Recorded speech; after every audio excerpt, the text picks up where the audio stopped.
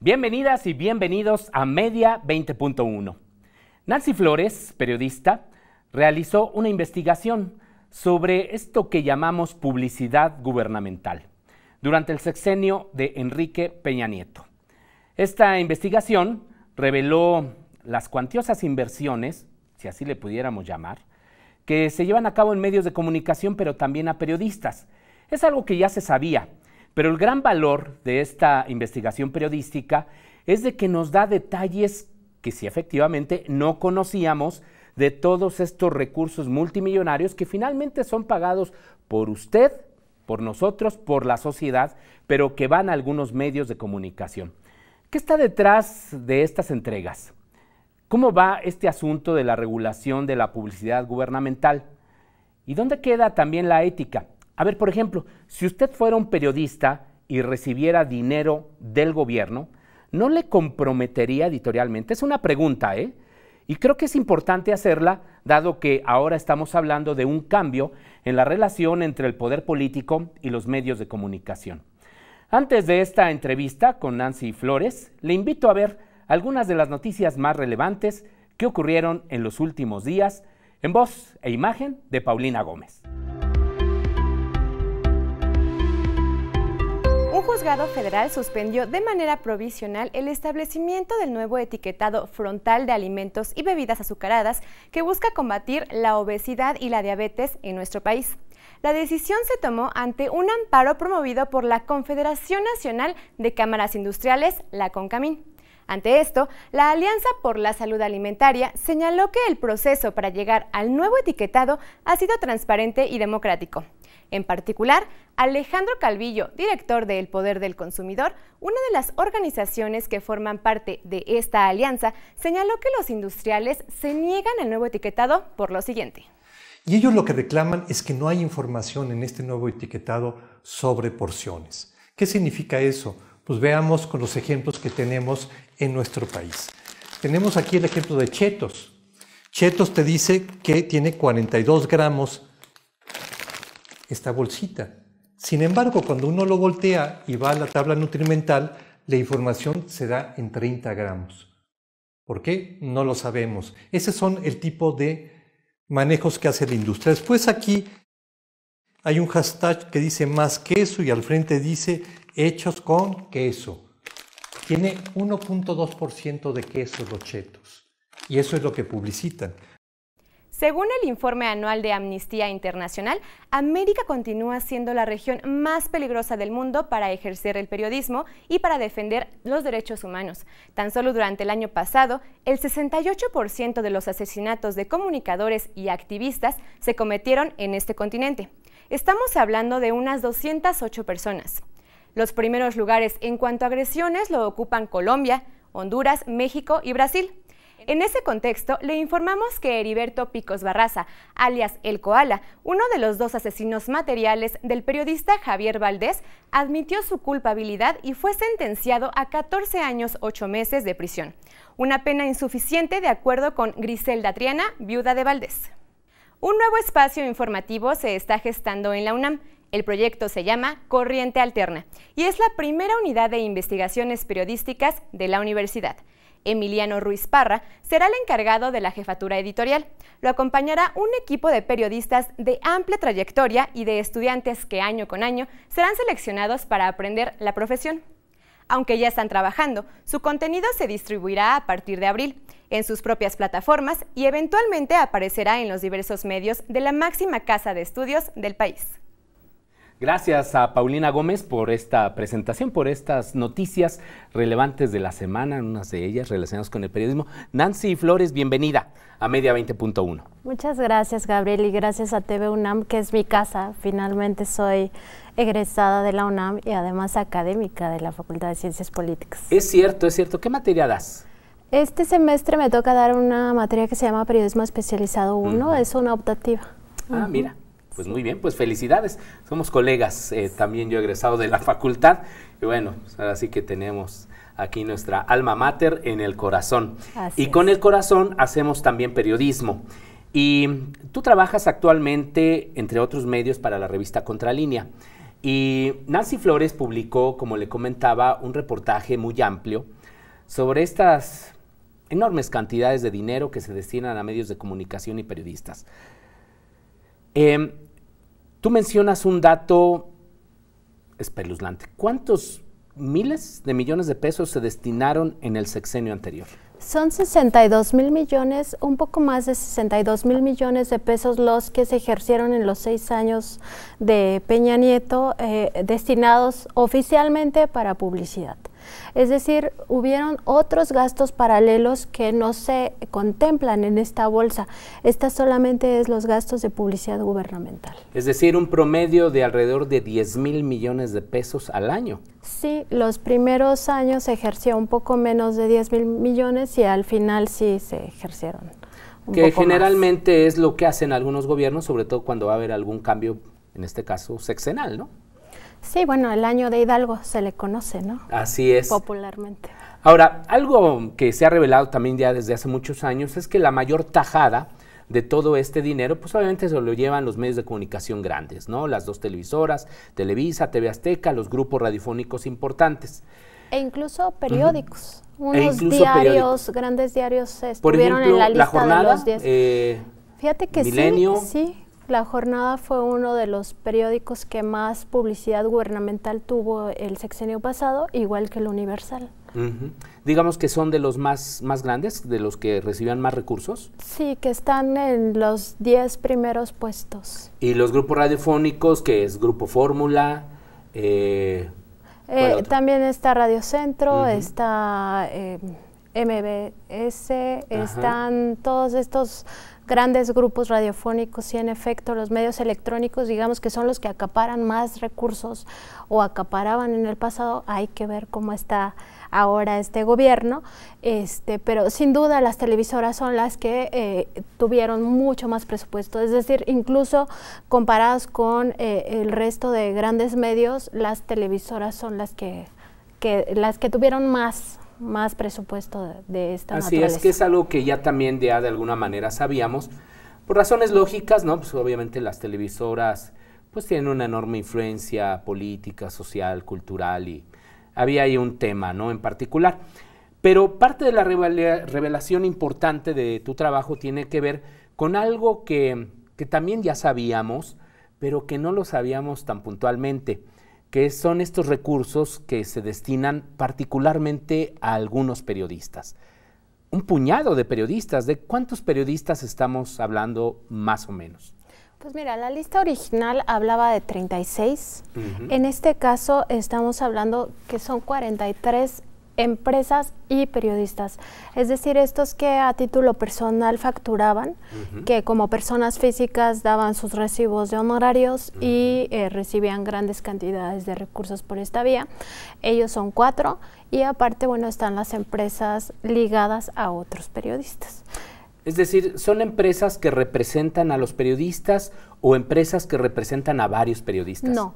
Digamos que una empresa por periodista. En el caso de Joaquín López Dóriga, son 4 empresas ligadas a Joaquín López Dóriga. Periodista, exactamente. ¿Son eso que llamamos los periodistas empresarios? Sí, básicamente lo que hacen es crear su propia empresa para generar recursos, y la vía que es la que se documenta en este reportaje, en la primera parte de este trabajo, que además es por entregas, justamente tiene que ver con estos negocios de la publicidad oficial en páginas personales.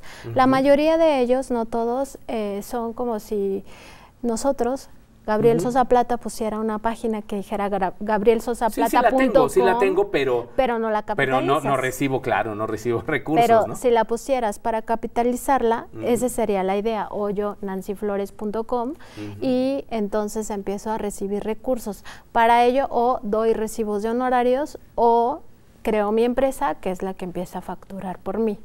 Ahora, ¿tú lograste identificar cuáles eran algunas de las dependencias de gobierno que más daban dinero a estos periodistas en particular? Mira, justamente la tercera entrega de este reportaje va a traer la ruta del dinero, que también es muy interesante saber qué instituciones de gobierno fueron las que más contribuyeron a este tipo de negocios, ¿no? La relación comercial entre el gobierno de Enrique Peña Nieto y los periodistas, que es además una relación que ha cuestionado muchísimo el presidente Andrés Manuel López Obrador, ¿no? De hecho, este reportaje parte de esos señalamientos que ha hecho el presidente en sus conferencias mañaneras, y a partir de ahí yo empiezo a jalar la madeja, ¿no? Para saber si es cierto esto que el presidente había estado señalando, de que tenía las pruebas de cómo compraban conciencias en el sexenio pasado. A ver, adelántanos un poquito qué instituciones, digo, yo sé que es como una especie de primicia, pero pues bueno, es una invitación también a las audiencias de Media 20.1 a que consulten el reportaje completo de esta revista de Contralínea, que siempre ha tenido un periodismo bastante independiente y crítico, para que vean, ¿no? Esos detalles. Pero ¿de qué dependencias estamos hablando? Pues mira, una de ellas que otorgó muchísimos contratos es Liconza, esta empresa de carácter social, sí, que en realidad es una cadena que surte productos a las comunidades más pobres del país. A mí me llama mucho la atención porque es además una cadena que pareció que quedaba en el olvido, en el rezago, y sí tuvo dinero para este tipo de contrataciones, ¿no? Entonces, es lo inverosímil, ¿no? No hay dinero para los programas sociales o para las acciones más inmediatas, pero sí para el gasto de comunicación social. Y otra institución que también gastó muchísimo dinero fue la Secretaría de Educación Pública, que en ese caso ya se sabía porque con todo el tema de la reforma educativa hubo muchísima inversión en publicidad, y en este caso, bueno, también es una de las instituciones que... Pemex también, Petróleos Mexicanos IMSS ha gastado, tradicionalmente también ha dado mucho dinero. IMSS está en la lista, sí está en la ruta del dinero. De hecho, son varias, o sea, no te podría decir yo, son cinco pero son las que algunas concentran. De las más importantes. Sí, exactamente, estas que has estado mencionando, sí. Y curiosamente, en el caso del IMSS, por ejemplo, una institución que ha tenido muchísimos problemas financieros, que incluso en el sexenio pasado ya se denunciaba mucho por parte de derechohabientes el tema de la falta de medicinas, por ejemplo, y sí tenía un gasto excesivo en publicidad gubernamental, ¿no? Entonces, digamos que son los contrastes de este gasto público que se hizo en el gobierno pasado. Sí, por supuesto. Ahora, tú mencionabas particularmente a Joaquín López Dóriga.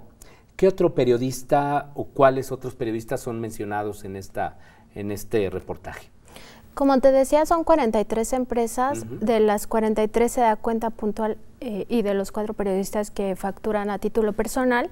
En efecto, de los que venden contenidos está Joaquín López Dóriga, pero también está Oscar Mario Beteta y está Marta de Baile, que ella propiamente diríamos que no es periodista, en noticiarios, pero es locutora, es empresaria, pero aparece en esta relación que me entrega la presidencia, porque esto parte de una solicitud de información que hice a presidencia y sigue todo un camino que tiene que ver con el ejercicio del derecho a la información y esta forma de acceder a la información por la vía de la transparencia, de la Ley de Transparencia y Acceso Público a la Información Gubernamental. Llegué incluso ante el INAI para que revisara este caso y ¿Por qué finalmente... tuviste que llegar hasta el INAI? Es decir, ¿hubo algún obstáculo en la entrega de la información? Sí, de hecho, fíjate que yo metí no solamente una solicitud de información, fueron varias. Sí. Fueron alrededor de 10 solicitudes de información hasta que una de esas fue tan específica, tan puntual, que digamos yo como en el clavo de que lo que quería eran las documentaciones, no una lista, no una base de datos, porque lo que venía entregando la presidencia era la misma lista que publicó el diario Reforma en abril de 2019, si no me equivoco.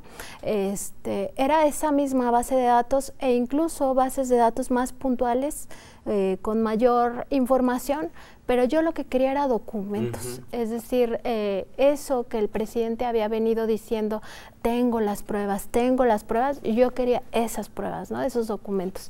Y justamente una de esas ya lleva tan específica la solicitud que se va al recurso de revisión. De hecho, metí como 3 o 4 recursos de revisión, pero por la que me entregan este expediente es solo una de esas solicitudes.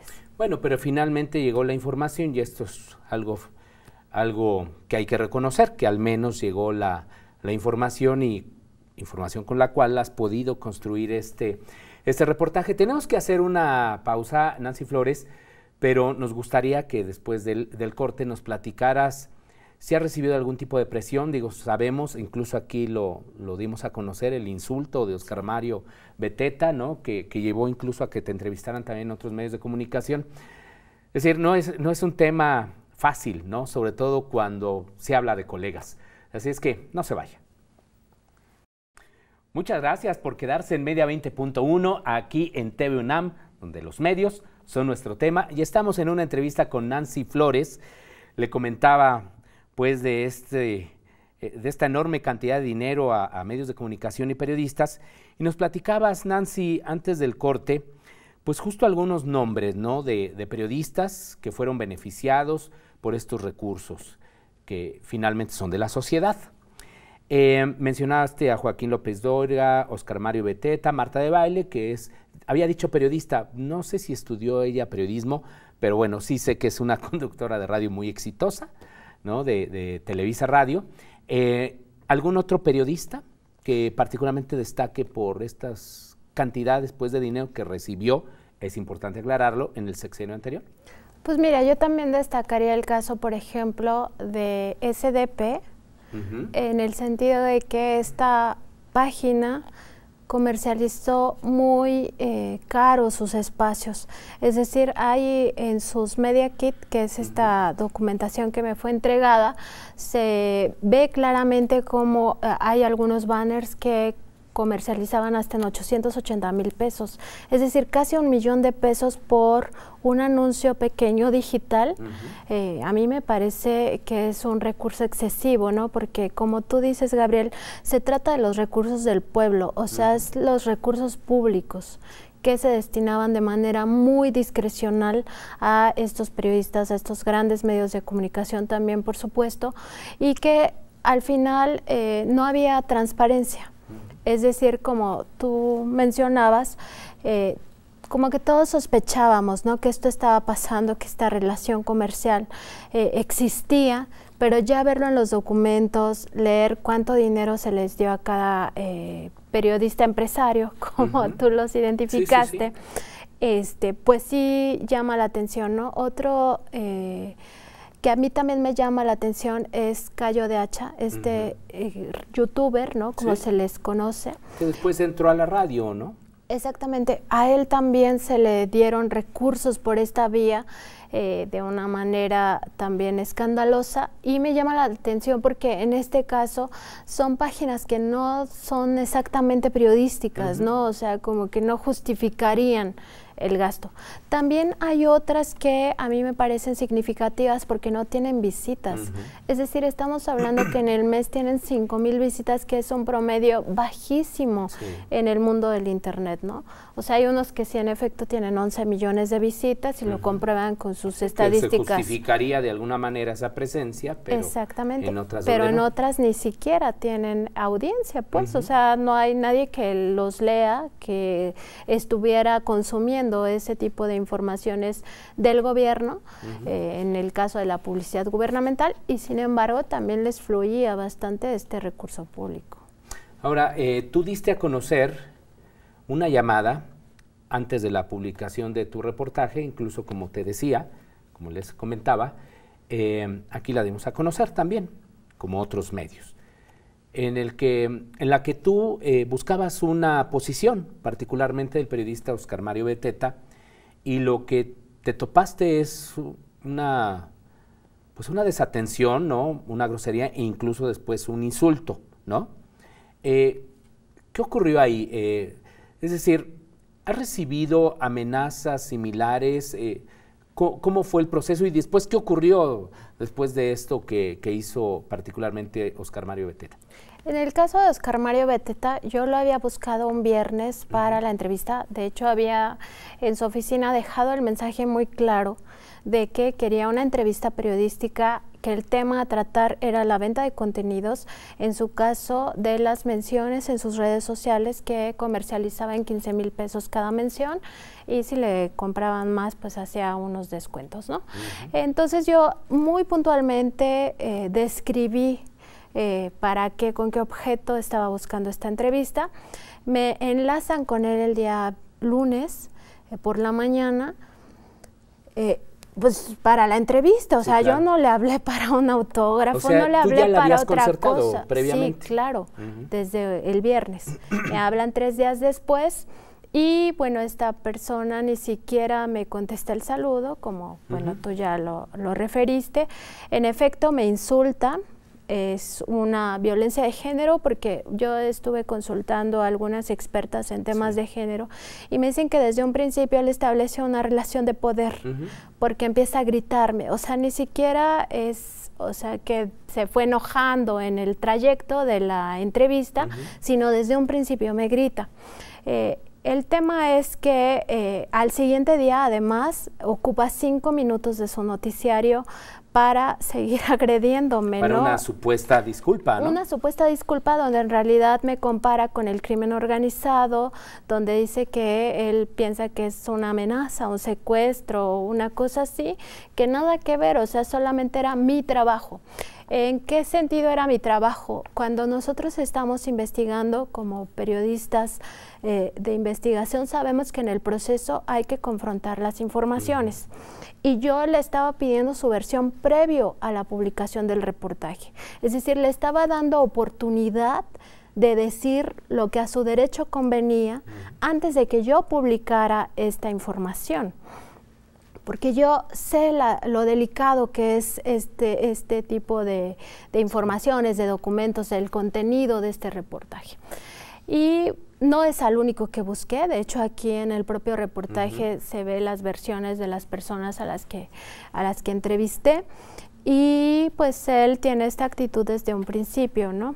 Estuve yo con abogados previo a la publicación de este reportaje viendo qué podía ser falencias, porque muchas veces estos reportajes, incluso por la forma en cómo escribes, te puede llevar a un tema judicial. Sí, sí, una demanda de daño moral particularmente, exactamente, ¿no? Entonces estuvimos revisando el trabajo muy puntualmente con abogados, etcétera, para justamente como blindarlo en todo sentido. No es que tuviéramos duda de la información, porque la información es muy clara. Este expediente de 780 fojas es muy evidente de esta relación comercial que se estableció en el pasado, pero sí por cómo se iba a tratar la información, es decir, que no fuéramos a cometer un error a la hora de escribir o el tipo de palabras que utilizas, ¿no? Por ejemplo, este es un reportaje donde la gente va a ver que no hay un solo calificativo. Nosotros no calificamos a estos periodistas, ni su relación comercial con el gobierno, no decimos si es buena, si es mala, si es sana o si es insana. Simplemente presentamos la información. Se dieron los recursos. ¿Hasta ahorita no ha recibido algún tipo de denuncia, amenaza o algo similar? Antes de la publicación publicación del insulto, había, claro, que recibiste. Antes de la publicación había tensión, digamos, justamente por esto. Después de la publicación, hasta ahora no he recibido nada. No estoy, digamos, con los brazos cruzados ni nada, porque un periodista de investigación no debe bajar la guardia. O sea, eso lo hemos aprendido a lo largo de años en contralínea de golpes tras golpes tras golpes, ¿no? Cuando nosotros solíamos bajar la guardia, nos pasaba algo. Nos allanaban la oficina, nos venían demandas en cascada por daño moral. Entonces, como que ya aprendimos después de tantos golpes, Gabriel, que no debemos bajar la guardia, ¿no? Siempre estar como muy atentos a lo que ocurre previo a la publicación de los reportajes y después de la publicación de los reportajes. Y siempre, pues sí, intentar blindar las investigaciones con información. No, y aparte, como dices, es un reportaje en partes. Esta es la segunda parte. Esta es la primera parte, ya está la segunda. La segunda está en circulación. Exactamente. ¿Cuántas partes va a ser el reportaje? 5. De 5 partes. 5 partes. Entonces hay que estar atentos a los resultados. Y ya casi se nos termina el tiempo, Nancy, pero sí es obligado hacerte esta pregunta. Muchos de los periodistas que han sido señalados, que ya sabíamos también desde años atrás que se daba esta circunstancia de relación particularmente con el poder político, dicen, bueno, pues yo finalmente logré tener, no sé, muchos visitantes en mis páginas, pues, si el gobierno se quería anunciar conmigo, pero eso no me comprometía. Pero también en tu reportaje revelas que algunos comentarios se pagaban, lo cual entonces implicaba que no necesariamente es así. Es decir, desde tu punto de vista como periodista, ¿tú crees que recibir dinero de esta manera compromete o no la línea editorial, tu independencia, tu relación? Hasta parece, yo sé, como una obviedad, pero es importante hablarlo entre periodistas. ¿Tu línea editorial, tu independencia, tu periodismo independiente? Sí, en el sentido de que hemos visto a lo largo de la historia de este país, sobre todo en los años del priismo, cómo la publicidad gubernamental ha sido un premio y un castigo. Es decir, premio a quienes hablan en favor del gobierno, castigo a quienes critican o investigan o tienen una posición contraria a los intereses de ese gobierno, que no necesariamente son los intereses del pueblo.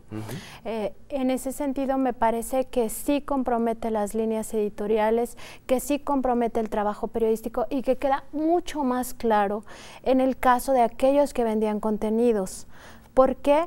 Porque es obvio que si tú estás vendiendo un contenido, va a ser con la visión de la persona que te lo está comprando, que te está pagando por ese contenido. Y si tú lo haces pasar por tu opinión, por tu información, y no le avisas a las personas que detrás de eso hay un financiamiento, estás engañando a la gente. Ese es un tema importante. De hecho, la propia Constitución dice que no se puede presentar información, propaganda o publicidad presentada como información periodística o noticiosa, y en la práctica se hacía eso. Es decir, se presentaban noticias, comentarios que en realidad eran producto de una relación pues, comercial. O no se presentaban, porque también a los expertos que entrevisté, expertos en transparencia, en rendición de cuentas, ellos me dicen también hay un elemento de censura. Eso es una realidad, porque si te están pagando no necesariamente vas a publicar cosas que les afectan a esas personas o a esos intereses que te están financiando. Entonces también hay un elemento de censura muy importante que hay que tener en el foco de atención. Entonces por lo menos esto es una falta ética grave de estas personas, estas plumas que venden sus contenidos. Un engaño a las audiencias, un tema de censura, un tema de garrote y premio, ¿no? Como le dicen. En fin, todo eso está detrás del dinero que se da a periodistas y medios de comunicación. En 10 segundos, ¿tú crees que este tipo de reportajes, que ahora se evidencian más, ha afectado la credibilidad de algunos medios y periodistas? Yo creo que los medios ya están en una crisis de credibilidad, igual los periodistas. O sea, es algo que venimos arrastrando y con lo cual a veces nos ponen en el mismo saco a todos, ¿no? A todos los reporteros, a todos los periodistas. Pero en general pienso que sí hay una crisis de credibilidad, que la gente es más difícil que se deje ver la cara por este tipo de informaciones. Sin embargo, de tanto estar escuchándolo, pues al final muchas cosas pasan por verdad cuando no lo son. Pues muchísimas gracias, Nancy Flores, por esta entrevista. Gracias también por la revista. Pues bueno, ahí están los temas. Creo que es muy claro. Así es que cada vez que usted lea, vea cualquier noticiario, cualquier programa de radio, de televisión, en fin, también procure conocer mucho más, que ha sido una insistencia de este programa, a quienes están detrás de estos micrófonos y de todos aquellos micrófonos y de todas aquellas revistas, periódicos y demás. Gracias, Gabriel. Nuevamente. Y muchas gracias a usted. Hasta la próxima semana.